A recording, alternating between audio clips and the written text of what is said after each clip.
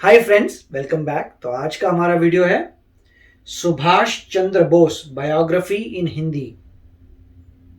और कौन कर रहे हैं? वो कर रहे हैं mister Vivek Bindra. Yes friends, और फ्रेंड्स अगर आप इस चैनल पर नए हो और आप पहली बार आए हो और आपने अभी तक सब्सक्राइब के बटन को क्लिक नहीं किया है तो जल्दी से पहले नीचे सब्सक्राइब के बटन और बेल आइकन को क्लिक कर लो ताकि आपको हमारे सारे न्यू वीडियोस के नोटिफिकेशन मिल जाएं जैसे हम अपलोड करें। और अगर आपको वीडियो पसंद आता है तो प्लीज लाइक एंड शेयर। चलिए शुरू करते हैं। चलो, एक मजबूत दीवार को अगर एक ही हथौड़े में गिरा दिया गया है तो जरूरी नहीं कि उसी हथौड़े से वो गिरी थी। उस गुलामी की दीवार पे पहले कई हथौड़े पड़े थे। आखिरी हथौड़ा जो गांधी नेहरू ने मारा, जरूरी नहीं कि आजादी उन्होंने दिलाई। लाला लाजपत राय, बाल गंगाधर तिलक, भगत सिंह, चंद्रशेखर आजाद, अशफाक उल्लाह खान, उधम सिंह और नेताजी सुभाष चंद्र बोस, इन्होंने कई चोटें मारी थी जिसके कारण वो कमजोर हो पाई और उसी के बाद हमें आजादी मिल पाई। नमस्कार, मैं Vivek Bindra, founder and CEO बड़ा बिजनेस.com। सारे वीडियो अब खड़े होकर बना रहा हूं हाई पावर मोटिवेशन के साथ। सबको ऐलान कर दो, विवेक बिंद्रा वापस फॉर्म में आ चुके हैं। हथौड़े की चोट वो इतनी इंपैक्टफुल थी कि गुलामी की दीवार को हिला के रख दिया। नेताजी सुभाष चंद्र बोस, पहली बार नेताजी शब्द गढ़ा गया, खुद से नहीं बनाया, दुनिया ने कहा। शुरू से शुरुआत करते हैं। बोस, इनका जन्म 23 जनवरी आज के दिन 1897 में हुआ था। कटक जो कि उड़ीसा में है। इनके पिता जानकीनाथ बोस। एजुकेशन इन्होंने यूरोपियन स्कूल से कटक में करी थी। सिक्योर्ड करी इन्होंने सेकंड रैंक 10वीं क्लास में 1913 में, तभी उनका प्रेसिडेंसी कॉलेज में एडमिशन हुआ। एक्सपेल कर दिया गया बाद में उनको प्रेसिडेंसी कॉलेज से, क्योंकि ये थोड़े नेशनलिस्ट थे, एक्टिविस्ट थे। 1916 में इनको निकाल दिया गया। वैसे बता दें आपको, देशभक्ति का जुनून जब सर पे छा जाता है तभी करियर छोड़ के राष्ट्र की सेवा में बड़ा मजा आ जाता है। ब्रिटिश सरकार ने भारत की स्वास्थ्य सेवाओं का बुरा हाल किया हुआ था। इतना बुरा हाल किया हुआ था, इतना नजरअंदाज कर दिया था कि बड़ी बड़ी बीमारियों का अटैक चल रहा था और ये गरीबों की सेवा करना चाहते थे। Plague, cholera, malaria, small pox, chicken pox, influenza, खतरनाक बीमारियां थी। इसी दौरान कॉलरा के कारण, कॉलरा मतलब हैजा, उसके कारण लगभग 2.5 लाख लोगों की मौत हो चुकी थी। कई बार कॉलरा लौट लौट के वापस आ रहा था। चारों तरफ महामारी आ चुकी थी। बुरा हाल था। लाशें ऐसे पड़ी थी जैसे मक्खियां भिनभिना रही है, मक्खी मच्छरों की तरह लाशें पड़ी थी। मां अपने बच्चे की लाश को लेकर के गोद में रोए जा रही थी और दूसरी तरफ इन्होंने देखा कि बेटा अपने पिता की लाश में के पास बैठ करके जोर जोर से रो रहा है। इनका दिल एकदम पसीज गया, ये घबरा गए। लावारिस पड़ी लाशों को उसके बाद लेके जाते थे, ये उनका अंतिम संस्कार किया करते थे। वो सहमे पड़े थे। वहीं ये प्रण लेते हैं कि मैं सब चीजों को ठीक करूंगा और भारत को सपनों का भारत बनाऊंगा। ये जो समय था ये इनके कॉलेज का समय था जब ये समाज सेवा किया करते थे। तो जिंदगी के 2 हिस्से बने। शुरुआत का समाज सेवा का हिस्सा था, उसको बोलते हैं स्पिरिचुअल सर्विट्यूड। बाद में बना इनका सोशल एटीट्यूड। पर समाज सेवा के दौरान भी, उस समय भी ये इतने बढ़िया लीडर थे कि इनको स्टूडेंट काउंसिल का हेड बना दिया इस कॉलेज में। और वहां पे अंग्रेज प्रोफेसर हुआ करते थे और भारतीय बच्चों के साथ बहुत दुर्व्यवहार करते थे। मिस्टर ओ नाम के एक प्रोफेसर थे, स्टूडेंट को बिना बात के, इंडियन स्टूडेंट को पीट दिया करते थे। इतना पीटते थे उनको, तो ये बात जब नेताजी के पास गई तो ये प्रिंसिपल के पास जाके शिकायत करी कि भाई ये क्यों अंग्रेज प्रोफेसर भारतीय बच्चों को पीट रहे हैं, क्यों? उन्होंने प्रश्न किया तो प्रिंसिपल ने कहा, अच्छा, प्रिंसिपल को बोले माफी मांगने को बोल दो उनको, माफी मांगनी पड़ेगी। प्रिंसिपल ने कहा यार क्यों माफी मंगवा रहे हो, डिपार्टमेंट हेड है, कोई बात नहीं, ऐसा होता रहता है। नेताजी ने कहा मैं स्ट्राइक करूंगा। कुछ नहीं हुआ, फिर इनको स्ट्राइक करनी पड़ी और जब स्ट्राइक करी तो बात अखबारों में आ गई। अखबारों में आ गई तो उनको आके माफी भी मांगनी पड़ी। लेकिन मिस्टर ओ फिर भी नहीं सुधरे, माफी मांगने के बावजूद नहीं सुधरे। वो कई बार और बच्चों को उन्होंने पीट दिया और इस बार जब उन्होंने पीटा तो बच्चों ने उल्टा पीट डाला उनको। फिर बात जब प्रिंसिपल के पास गई तो प्रिंसिपल बोले आपने पीठ पीछे वार किया है और नेताजी बोले पीठ पीछे नहीं, सामने से वार किया है, कायर नहीं है हम। इस चक्कर में उनको कॉलेज से निकाल भी दिया जाता है। फिर एक कमीशन बनाई जाती है और कमीशन कहती है कि भाई चलो उसको एक बार और माफी मांगने का मौका देते हैं। पर इन्होंने वहां जाके भी माफी नहीं मांगी। इन्होंने कहा गलत के आगे झुकना नहीं है और सही से मुंह मोड़ना नहीं है। सुभाष चंद्र बोस ने कमीशन के आगे माफी मांगने से मना कर दिया। भारतीयों के साथ भेदभाव के खिलाफ इन्होंने बहुत बोला। ये कॉलेज टाइम से करते थे। कमीशन गुस्सा हो जाता है, उसके बाद इनको कॉलेज से निष्कासित कर देते हैं। इस घटना से आता है उनके जीवन में बदलाव जब वो पॉलिटिकल करियर को बिल्ड करते हैं। उनका मानना था कि सबसे बड़ा अपराध अपराध नहीं, अपराध से ज्यादा बड़ा अपराध है कि अन्याय को सहना और गलत के साथ समझौता करना। बहरहाल अब कॉलेज से तो निकाल दिए गए थे तो उनके पिता जो बैरिस्टर थे उन्होंने इनको बुलाया और बोला बेटा सुभाष, जो हो गया, अब एक काम करो, तुम आईसीएस की तैयारी करो, इंडियन सिविल सर्विसेज की। सिविल सर्विसेज मतलब टॉप मोस्ट रैंक। 4 साल की तैयारी लगती थी और उस समय जो पढ़ाई थी वो इंडिया में नहीं थी, लंदन जाके पढ़ना पड़ता था। और 4 साल की तैयारी के लिए इनको लंदन भेजा। इतने बुद्धिजीवी, इतने जबरदस्त बुद्धिमान के 4 साल की पढ़ाई इन्होंने 7 महीने में कर ली और रैंक होल्डर हो गए।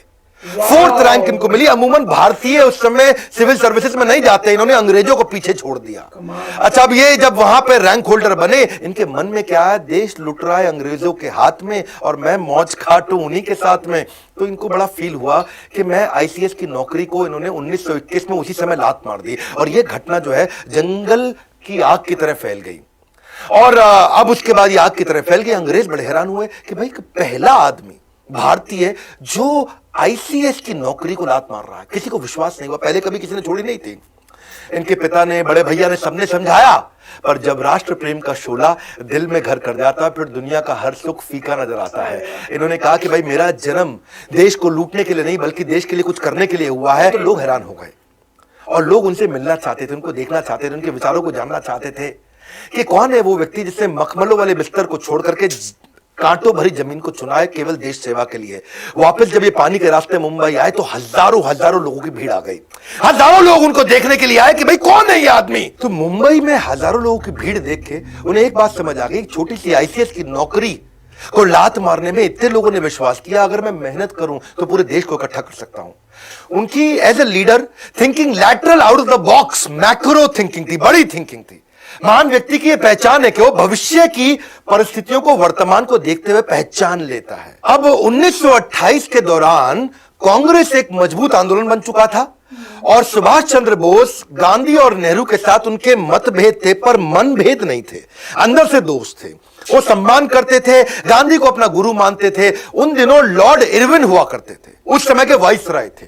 उन्होंने गांधी जी को कन्विंस कर लिया, सहमत करा लिया कि भाई डोमिनियन स्टेटस दे देते हैं, ये भी एक फ्रीडम है। अब आप फ्री हो जाओगे, आपको डोमिनियन स्टेटस मिल गया, आप अपनी सरकार चलाओगे, अपने इलेक्शन करोगे। और उन्होंने इस प्रस्ताव को कलकत्ता अधिवेशन में प्रस्तुत किया कि भाई डोमिनियन स्टेटस ले लो। अच्छा, ये इनको पसंद नहीं आया। सुभाष चंद्र बोले डोमिनियन स्टेटस नहीं चाहिए, मुझको कंप्लीट फ्रीडम चाहिए। उन्होंने इसका कंप्लीट फ्रीडम के लिए बहुत झगड़ा किया क्योंकि उन्होंने समझाया कि भाई डोमिनियन स्टेटस का मतलब है आप ऑटोनोमस कम्युनिटी तो हो जाएगी लेकिन चलाएगा ब्रिटिश एम्पायर, और पूर्ण स्वराज कंप्लीट इंडिपेंडेंस का मतलब है कंप्लीट टोटल इंडिपेंडेंस। भाई सरकार अगर भारतीय चलाएंगे और पॉलिसी ब्रिटिश हुकूमत देगी तो डोमिनियन स्टेटस का क्या फायदा। अगर सरकार चलाने और पॉलिसी बनाने दोनों के अधिकार भारतीयों को मिलेंगे, उसी का फ्रीडम हमारे को चाहिए। क्योंकि डोमिनियन स्टेटस का एक ही मतलब है कि आप कोई डिसीजन नहीं ले सकते डिफेंस पे, कम्युनिकेशन पे और फॉरेन रिलेशन पे, लेकिन अगर कंप्लीट फ्रीडम मिल गया तो आप कोई भी डिसीजन ले सकते हो। तो डोमिनियन स्टेटस का प्रभाव ऐसा पड़ता कि भारत अपनी ना तो सैन्य शक्ति पे काम कर सकता था, भारत दूसरे मुल्क के साथ अगर कोई व्यापारिक रिश्ते बनाना है तो वो खुद से कर नहीं सकता, ब्रिटिश असेंबली से जाकर उसको परमिशन लेनी पड़ेगी। तो नेताजी बिल्कुल क्लियर थे, भाई चाहिए तो अपने को पूरा ही चाहिए। भारत खुद से किसी भी तरीके का अगर कानून ही नहीं बना सकता, ब्रिटिश हुकूमत जब चाहे जिसको चाहे, अभी नेहरू तुम हटो, पटेल तुम हटो, ये ब्रिटिश के हाथ में था। उनको नहीं चला कि भाई जब चाहे हटा दे, जब चाहे रख ले। तो कुल मिलाकर के ये इतने बड़े इन्फ्लुएंसर 1928 तक बन चुके थे कि इन्होंने गांधी नेहरू दोनों को कन्विंस कर लिया। और नतीजा ये हुआ कि पिछले साल तो कलकत्ता अधिवेशन में अभी तो बहस ही चल रही थी, अब इन्होंने अगले साल लाहौर अधिवेशन में 1930 के अंदर पूर्ण स्वराज के लिए झंडा फहरा दिया और तय कर लिया भाई इससे कम कुछ नहीं, अपने को कंप्लीट इंडिपेंडेंस चाहिए, कोई डोमिनियन फॉर्मिनियन नहीं चाहिए। अब जैसे जैसे समय बढ़ रहा था, नेताजी का कद भी बढ़ता जा रहा था।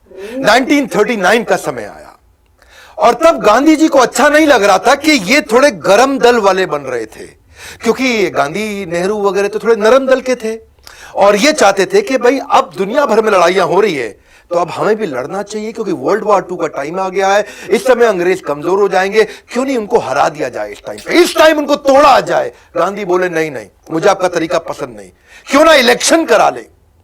तो तब प्रेसिडेंट की पोजीशन के लिए इलेक्शन का समय आया। अब गांधी ने क्या किया, इनको हटाने के लिए उन्होंने अपना आदमी लगा दिया, सीतारमैया, साउथ से लेकर के आए सीतारमैया को, और सबको जाके पूरे देश में बता दिया, सारी के सारे कांग्रेस के जितने भी वर्किंग कम्युनिटी, जितने भी लीडर्स थे, इनको बोला कि सीतारमैया जीतेगा तो मतलब समझो मैं जीता, सीतारमैया मेरा आदमी है। और उन्होंने सीतारमैया के लिए कैंपेन करना शुरू कर दिया। इधर नेताजी सुभाष चंद्र बोस भी उनका आशीर्वाद लेकर के इलेक्शन के लिए आगे बढ़े और जब चुनाव के नतीजे आए तो सब हैरान हो गए। गांधी जी की उम्मीदों के विपरीत नतीजे आए। सीतारामैया को 1375 सीट मिली, सुभाष चंद्र बोस को 1580 सीट मिली। आपको यहां समझना पड़ेगा, यहां समझिए कि सुभाष चंद्र बोस का कद बहुत बढ़ चुका था। लोग गांधी से ज्यादा उनको पसंद करने लगे थे। ये ध्यान देने वाली बात है। गांधी जी नाखुश हो चुके थे। वो बोले कि सीतारामैया की हार मतलब मेरी हार है। वो चाहते नहीं थे सुभाष चंद्र बोस जीते, क्योंकि सुभाष चंद्र बोस से उनको नाराजगी नहीं थी, लेकिन दोनों की विचारधारा अलग होने के कारण गांधी उनको प्रेम तो करते थे पर चाहते नहीं थे कि ये रहें, क्योंकि गांधी प्रेम से चलाना चाहते थे। गांधी बोले कि इस समय हमारा शत्रु समस्या के अंदर है, वर्ल्ड वॉर 2 की तरफ जा रहा है, तो अब हमारे को उसे तंग नहीं करना चाहिए। सुभाष चंद्र बोले ये क्या तरीका हुआ, जब पूरी दुनिया लड़ रही है तो आप क्यों इधर थप्पड़ मार लो, इधर थप्पड़ मार लो। अब जीत तो गए थे ये सुभाष चंद्र बोस, लेकिन गांधी ने इन पे प्रेशर डाला कि अब आप रिजाइन कर दो, आप इस्तीफा दे दो। एक सच्चे शिष्य एकलव्य की तरह अपने गुरु महात्मा गांधी के चरणों में आकर के उन्होंने त्याग पत्र दिया। बहरहाल सुभाष चंद्र बोस उनको बोले कि मैं जानता हूं कि हमारे रास्ते अलग अलग हो सकते हैं, पर हमारा मकसद एक ही है। पर अब इनको क्योंकि बाहर कर दिया गया, तो अब कांग्रेस तो उनको सपोर्ट कर नहीं रही थी, क्योंकि ये बाहर हो गए थे। 12 बार इनको जेल में डाला गया। अंग्रेजों ने इनको बहुत तंग किया। ये जब बाहर आए तो इनके घर पे सीआईडी लगा दी और इनके घर पे नजर रखी जा रही थी कि सुभाष चंद्र बोस कुछ करे नहीं। सुभाष चंद्र बोस ने सोचा कि अब देश में बात नहीं बन रही है। इन्होंने कांग्रेस को एनकरेज किया कि आप करते रहो जो कर रहे हो, आप गांधी को सपोर्ट करो। ये इतने इंटेलेक्चुअल थे, इतने बुद्धिमान थे कि ये बाहर निकल आए देश से।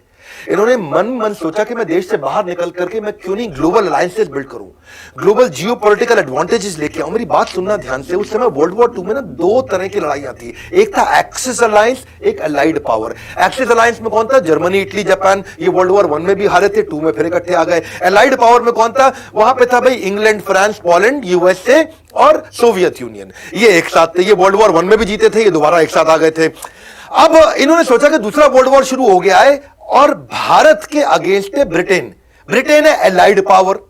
अब ब्रिटेन एलाइड पावर है तो मैं क्यों नहीं एक्सिस में किसी का सपोर्ट ले लूं।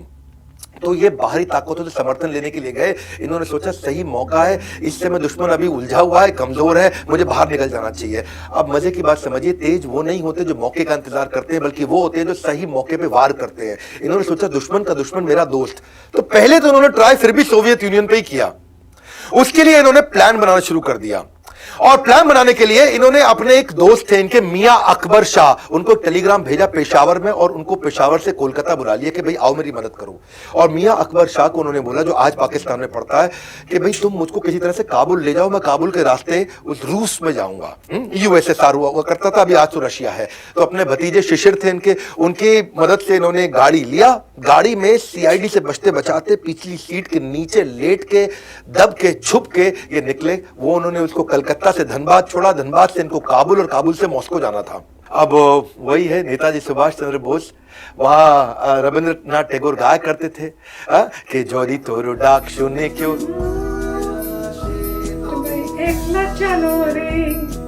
मेरा फेवरेट। ये अकेले चल पड़ते थे, जोड़ी तोरो डाक, अगर तेरी आवाज सुन के कोई ना शेन, अगर कोई नहीं आता है तो मैं अकेला चलो रे। सारी जुगत लगा के सुभाष चंद्र बोस जर्मनी पहुंच गए हिटलर से मिलने के लिए। हिटलर से अपॉइंटमेंट लेने की इन्होंने बहुत कोशिश करी, बड़ी मुश्किल से इनको अपॉइंटमेंट मिली। जब ये जाके वहां बाहर ड्राइंग रूम में बैठे तो अचानक एक आदमी आया, मतलब हिटलर आए और आके बोले, हेलो मैं हिटलर हूं, और अपना हाथ मिलाने के लिए आगे बढ़ाया। सुभाष चंद्र बोस जवाब देते हैं, मेरा नाम सुभाष है, मैं भारत से आया हूं और मैं आपसे नहीं, मैं हिटलर से मिलना चाहता हूं। हिटलर हैरान हो गए, कह रहे मैं तो हिटलर हूं। फिर वो वापस लौट के चले गए अंदर से एक दूसरा आदमी आता है, फिर आके हाथ मिलाता है, हेलो मैं हिटलर हूं, बताइए। तो सुभाष चंद्र बोस फिर खड़े हो गए, नमस्कार मैं सुभाष चंद्र बोस भारत से आया हूं, मुझे आपसे नहीं मुझे हिटलर से मिलना है। ये भी दूसरा सब हैरान हो गए, अरे ये क्या चक्कर है, हिटलर तो आए मिलने के लिए। सुभाष चंद्र बोस ने मना कर दिया मिलने के लिए, बोले मैं हिटलर से मिलना चाहता हूं। अब 3-4 जब लोग आए और सबको उन्होंने बोल दिया मैं आपसे नहीं मैं हिटलर से मिलना चाहता हूं, तो हिटलर ने असल में अपने 4-5 बहरूपिये बना रखे थे। उसको अपनी जान का खतरा रहता था। और सुभाष चंद्र बोस हर बार पहचान गए। असली हिटलर को जब ये बात पता चली तो उसकी बुद्धि चकरा गई और वो बाहर आए। एक बार ही उनके लिए ये पहली बार हुआ पूरी पृथ्वी पे कि किसी आदमी ने पहचान लिया कि यार ये तो असली हिटलर नहीं है। तो वहां करके उन्होंने अपना दूरी से वहां खड़े हो गए और दूर पे आके खड़े होकर के इनको देखने लगे कि क्या चक्कर है, पहचानता कैसे। तब सुभाष चंद्र बोस खड़े हो गए और दूर से खड़े हो गए हिटलर उनको बोले कि बताइए क्या बात है, क्यों मिलना चाहते हैं। और तभी सुभाष चंद्र बोस मुस्कुरा के आगे बढ़े, बोले नमस्कार, मैं सुभाष चंद्र बोस भारत से आया हूं, मैं आपका बहुत धन्यवाद करना चाहता हूं हिटलर कि आपने मुझसे मिलने का मुझे ही अवसर दिया। हिटलर हैरान, क्या पहचान गया? अब बिल्कुल ठीक पहचाना। पूछा कि भाई तुमने मुझे पहचाना कैसे? सारी बात छोड़ो, पहले ये बताओ पहचाना कैसे? आज तक दुनिया में कोई पहचान नहीं पाया। मेरे यही सारे कॉपी जो मेरे हिटलर के होते हैं, ये दुनिया भर में घूमाते, सारे काम कराते, तुमने पहचान लिया। तो तभी सुभाष चंद्र बोस बोले कि भाई मैं आपसे मदद मांगने आया था, मैं आपके चौखट पर आया हूं और आपका स्वभाव थोड़ा गर्वात्मक होना चाहिए, थोड़ा गर्व वाला होना चाहिए। और आप आके पहले हाथ बढ़ा देते थे कि मैं हिटलर हूं, बताइए। तो मैं उसी से समझ गया कि हिटलर के पास एक किसी पराधीन देश से, भारत जो कि परतंत्र है, वहां से कोई मदद मांगने आया। तो आपके चेहरे में वो गर्व नहीं दिख रहा था, तो आपके जो कॉपी थे वो राइट बिहेवियर नहीं डिस्प्ले कर रहे। और हिटलर की बुद्धि चकरा गई, बोला ऐसा इंटेलिजेंट आदमी कभी नहीं देखा, इसको क्या बोलते हैं एक्यूरेट जजमेंट। और इसके बाद इस मुलाकात से हिटलर इतना प्रभावित हुआ कि जो युद्ध बंदी इन्होंने बना रखे थे, युद्ध बंदी जो 4000 इन्होंने अंग्रेजों से जीते थे, उनको उन्होंने फ्री कर दिया और वो वहां से आजाद हिंद फौज में ज्वाइन किए नेताजी सुभाष चंद्र बोस के साथ में। हिटलर ने इनको हेल्प करी और इन्हें कहा कि देखो अगर आप आगे बढ़ना चाहते हो, जीतना चाहते हो, भारत जर्मनी से बहुत दूर है और जापान एक्सेस पावर है, हम लोग के साथ की पावर है। मैं जापान में बात करवा देता हूं आपकी, कुछ सिस्टम्स तय करते हैं कि मैं आपको जापान भेजता हूं यहां से और वहां से आप टीम बनाई, क्योंकि जापान आपकी मदद करेगा, जापान हम लोग के साथ का है और जापान भी अंग्रेजों के खिलाफ है। तो ये बड़ा मुस्कुराया, इनको बहुत अच्छा लगा। तो हिटलर ने इनके लिए बहुत अच्छा अरेंजमेंट किया।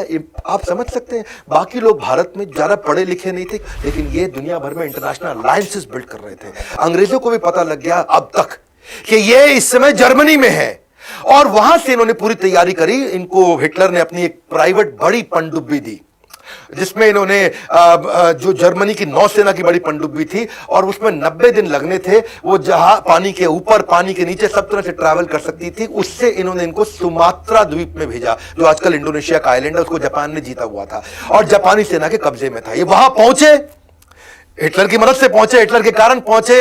इमेजिन, हिटलर को भी इन्फ्लुएंस कर पाए। सुमात्रा से फिर ये, जो कि जापानीज आइलैंड है, अभी इंडोनेशिया के पास है, वहां से प्लेन से टोक्यो पहुंचे और वहां पहुंचने के बाद ये जानते थे कि जापान एशिया के अंदर अपना वर्चस्व के लिए लड़ाई कर। तो फ्रेंड्स, कमाल का बता रहे हैं वो सुभाष चंद्र बोस के बारे में। मैं पता है इतनी हैरान हो रही हूं, इतनी पढ़ाई की, इतने सालों पढ़ाई की, पर ये सब चीजें हमें नहीं पता। इतनी शर्म की बात है कि अपने फ्रीडम फाइटर्स के बारे में ना पता हो, कितनी शर्मनाक बात है। गांधी जी के ऊपर मेन फोकस था, नो डाउट, ये तो कोई शक की बात नहीं है। और कितना गलत है कि आप सिर्फ गांधी जी के ऊपर फोकस कर रहे हो और जो इतने ग्रेट फ्रीडम फाइटर्स थे उनको आपने एक बैक में कर दिया। पर मुझे बहुत अच्छा लगा कि इन्होंने ये वीडियो बनाया है, जिससे जो भी देखेगा उसको रियलाइज होगा कि कितना की part, main part Subhash Chandra Bose ji ने प्ले किया है। अब मैं आपको सच बताती हूँ, चाहे हमने बुक्स में नहीं पढ़ा, मतलब इतना डेप्थ में नहीं पढ़ा हूं, इनका नाम आया थोड़ा, एक पैराग्राफ, 2 पैराग्राफ या 1 पेज ज्यादा से ज्यादा होगा जहां तक मुझे याद आ रहा है, पर मैं उसमें बहुत इंप्रेस्ड हुई थी।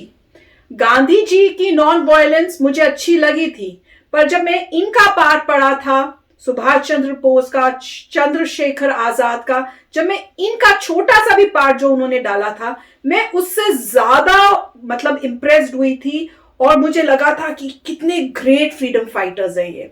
तो अब सोचो कि अगर ये सारी चीजें पता चलती तो पूरा हमारा जो मतलब नजरिया था देखने का कितना चेंज हो गया होता। पर अच्छी बात है कि ऐसी डॉक्यूमेंट्री, इस टाइप की वीडियोस बन रही हैं, जैसे उनका पूरा इन डेप्थ पता चल रहा है। क्योंकि ये जो उन्होंने बताया ना कि 3 या 4 बारी जो है हिटलर बने हुए शक्ल, हम शक्ल टाइप के आए, कभी नहीं पढ़ा। सोचो अगर बच्चों को ये पढ़ाया जाए, बच्चे क्या इंप्रेस्ड होंगे कि भाई इतने स्मार्ट थे वो। ये तो कमाल की बात है, मैं तो उसी को सुन के बहुत इंप्रेस्ड हुई हूँ। मजा आ रहा है देखने में, कमाल है। तो काफी अच्छा वीडियो था और बात सही है कि हमारी अपनी हिस्ट्री में इतने अच्छे तरीके से कवर नहीं किया गया, और ऑफ कोर्स उसका आंसर सभी को पता है। तो आई होप कि अब जो है मोदी जी जो है चेंजेस करेंगे, ट्रू हिस्ट्री सामने आए। और उन्होंने बहुत अच्छा कहा कि वो रिस्पेक्ट करते थे गांधी जी की, परंतु गांधी जी का तरीका नॉन वायलेंस का था और इनका था कि सीधा टक्कर ली जाए। और उन्हें बहुत पहली बात तो यह है कि बहुत ही इंटेलिजेंट थे, बहुत ही शार्प थे, बहुत ही पढ़े लिखे थे। अब इतने इंटेलिजेंट बंदा जो है वो इवेंचुअली वही समझ सकता है पूरे ग्लोबल क्या क्या कहाँ क्या किया जा सकता है, एक्सेस और एलाइड फोर्सेस। फिर उन्होंने ये कहा कि मेरे को जो है एक्सेस ही मिलना पड़ेगा, जर्मनी मिले, फिर जापान में गए, और फिर उन्होंने इंडियन आर्मी भी रेडी की जो इवेंचुअली हेल्प आउट करती है, वो आगे आएगा। तो मतलब बहुत ही इंटरेस्टिंग बात है, इट्स वेरी गुड। और ये बात जो है मेरे ख्याल से इतनी तरीके से नहीं बताई है लोगों को कि प्रेसिडेंशियल इलेक्शंस में ये जीते थे। अगर ये नहीं पता था मुझे, अगर ये प्रेसिडेंशियल इलेक्शंस में जीते थे और इनको फोर्स किया गया कि अब रिजाइन करिए, तो एक गलत था। ये गलत है। आपकी चाहे गांधी जी की फिलॉसफी नॉन वायलेंस की हो, फाइन, आपकी बहुत अच्छी बात है कि नॉन वायलेंस की फिलॉसफी है, आप अपनी फिलॉसफी से काम करते चले जाइए, कोई रोक नहीं रहा। मगर दूसरी तरफ अगर कोई और फेयर तरीके से जीता है, उस पर प्रेशर नहीं डालना चाहिए था। कोई फेयर तरीके से जीता है मतलब लोग जो थे जिन्होंने वोटिंग की है वो बिलीव करते थे, जबकि उन्होंने सबको ये बोला कि भैया ये वाला मेरा बंदा है, अगर आपने वोट करा तो मतलब आपने मुझे वोट किया है। करेक्ट। उसके बावजूद जो है देखिए सभी लोगों ने इलेक्शंस हुए, उन्होंने वोट किया कि हमें सुभाष चंद्र बोस को चाहिए जो शक्ति से डील करना चाहते हैं। देखिए पूरी जनता उस वक्त जो भी मेंबर्स हैं उन्होंने इलेक्ट उनको किया है, तो उनको सोचना चाहिए कि मेरी फिलॉसफी जो है उस पे मेरे लोग एग्री नहीं करते, क्योंकि अदरवाइज मेरे बंदे को जीतना चाहिए। मेरा बंदा नहीं जीता, इसका मतलब कोई और जीता, तो लोग जो बिलीव करते हैं ये, तो उन्हें एक मौका देना चाहिए। ठीक है तुम जीत गए हो तो तुम जाओ, तुम अपना काम करो और मैं भी अपना काम करता हूं, मगर तुम प्रेजेंट हो गए। मगर उन्होंने नहीं किया। उन्होंने, अगर ये बात सही है जो कह रहे हैं, उन्होंने प्रेशर करा के उनको रिजाइन करवा दिया। ये बात गलत है और ये बात हिस्ट्री में आनी चाहिए जिससे लोगों को लगे कि गलत था, क्योंकि अगर इनके तरीके से भी चलते तो भी हो सकता है इंडिपेंडेंट मुझे तो लगता है जल्दी मिल जाता, हो सकता है जल्दी मिलता, हो सकता है उसके बाद जो है इंडिया ज्यादा प्रोग्रेस करता, इतना स्ट्रांग हो जाता कि उसके बाद ये भी हो सकता है कि पार्टीशन नहीं होता। तो अब वहां से देखिए आगे, अगर मान लीजिए इनके रास्ते चलते और ये अपनी आर्मी को स्ट्रांग करते, फाइट होती, तो इंडिया और पाकिस्तान का पार्टीशन नहीं होता। उसके बाद ये होता कि अगर इंडिया बहुत स्ट्रांग होता, और क्योंकि इतना कोर इंडिया का इतना स्ट्रांग है, इंडिया चाइना को भी बीट कर देता। आज हमें फटाफट अपने आप को इंप्रूव करने, चाइना को पीछे नहीं जाना चाहता, हम इतने आगे कि चाइना हमारे पीछे जाता। हो सकता है इंडिया अभी तक सुपर पावर बना हो। तो ये बहुत सारी बातें अगर लॉजिकली देखें तो इनके तरीके को अलाउ करना चाहिए था, उससे एडवांटेजेस आ सकते थे, पार्टीशन नहीं होता और हो सकता है इंडिया सुपर पावर बहुत पहले बन गया होता। अगेन ये सारे लॉजिक से डिराइव किए हैं जो फैक्ट्स हैं, हमें क्यों नहीं बताए गए, बड़ी गलत बात है। अब ये सब बातें जो हैं मोदी जी को देखनी चाहिए, हिस्ट्री बुक्स को फिक्स करना चाहिए, जिससे लोगों को पता लगे कि एक तरीका था परंतु किसी ने उस तरीके को डुबा दिया, इसकी वजह से हमें दूसरे तरीके से आज़ादी मिली और उसके ये पॉइंट्स थे।